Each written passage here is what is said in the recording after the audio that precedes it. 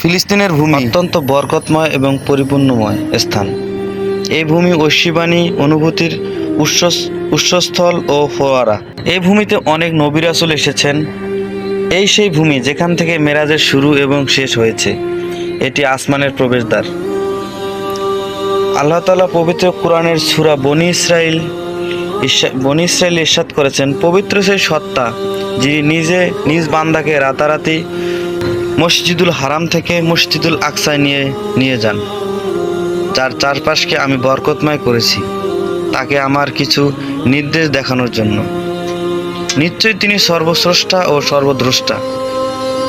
এই বরকতময় ভূমি এবং এর মাজনম এবং অধিবাসীদের সুরক্ষার দায়িত্ব শুধু ফিলিস্তিনিদের নয়, বরং প্রত্যেক মুসলিমের। এই অধিকার মুসলমানদের আল্লাহ তাআলা দিয়েছেন। সূরা হজের ৪৪ ও ৪০ নম্বর আয়াতে আল্লাহ তাআলা বলেন, যাদের সঙ্গে যুদ্ধ করা হচ্ছে তারা নিজেদের প্রতি রাখতে যুদ্ধ করতে পারে। যেহেতু তাদের প্রতি জুলুম করা হয়েছে, নিশ্চয়ই আল্লাহ তাদেরকে জয়যুক্ত করতে পরিপূর্ণ সক্ষম। যাদেরকে তাদের ঘরবাড়ি হতে অন্যায়ভাবে কেবল এ কারণে বের করা হয়েছে যে যারা বলেছিল আমার প্রতিপালক আল্লাহ তাআলা। মনে রাখা জরুরি, মুসলিম ভাই ভাই। এক মুসলিম জুলুমের শিকার হলে অন্য ভাইদের দায়িত্ব হয় তাদের পক্ষে দাঁড়ানো। ফিলিস্তিনিবাসীদের পাশে দাঁড়ানো এখন বিশ্ব মুসলিমদের কর্তব্য। সহিহ মুসলিমের ২৫৬ নম্বর হাদিসে আল্লাহ তাআলা রাসূল সাল্লাল্লাহু আলাইহি ওয়াসাল্লাম ইরশাদ করেন, পারস্পরিক ভালোবাসা, সম্প্রীতি, দয়া ও সহমর্মিতা সাম্যবাধ্য হওয়ার ক্ষেত্রে মুমিনদের দৃষ্টান্ত এক দেহের মতো।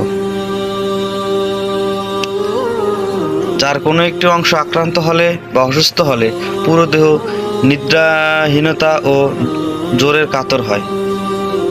ভাইকে মজলুম অবস্থায় শত্রুর হাতে ছেড়ে দেওয়া ভাইয়ের পরিচয় হতে পারে না, বরং মজলুম ভাইয়ের পাশে দাঁড়াতে হবে এবং জালেমদের বিরুদ্ধে জানমাল দিয়ে নামতে হবে। তাহলে আল্লাহ তাআলা খুশি হবেন এবং বিজয় দেবেন। তাই জালেমের প্রতিরোধ করতে হবে সকল মুসলিম মিলে।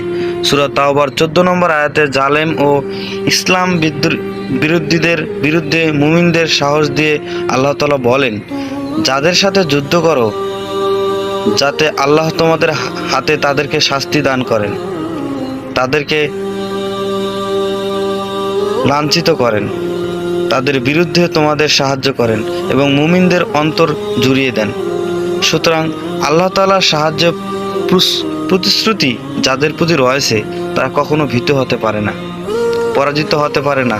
কেবল আল্লাহ তাআলার সাহায্য যখন শুরু হয় তখন কাফেরদের সর্বোচ্চ দর্গ প্রবেশ করে।